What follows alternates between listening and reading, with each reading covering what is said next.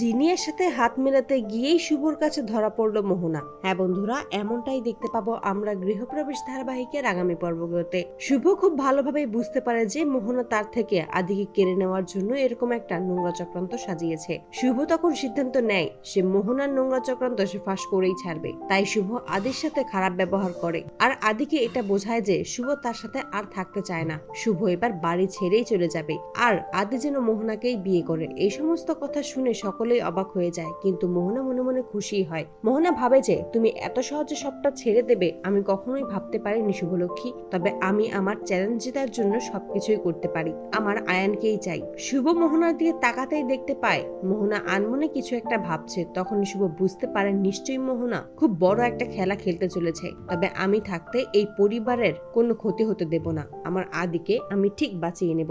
মোহনাকে চোখে চোখে রাখে শুভ। তারপরে জিনিয়া মোহনাকে ফোন করে আর বলে যে তার সাথে দেখা করার জন্য।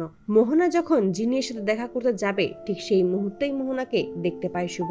তাই মোহনাকে ফলো করে আর পৌঁছে যায় মোহনা জিনিয়ার কাছে গিয়েছিল সেখানে গিয়ে শুভ দেখতে পারে যে মোহনা জিনিয়ার সাথে কথা বলছে। শুভ খুব ভালোভাবেই বুঝতে পারে যে মোহনা আর জিনিয়া মিলেই আমার পরিবারের ক্ষতি করার জন্য চক্রান্ত করছে। আড়াল থেকেই সবটাই শুনতে পায় শুভ।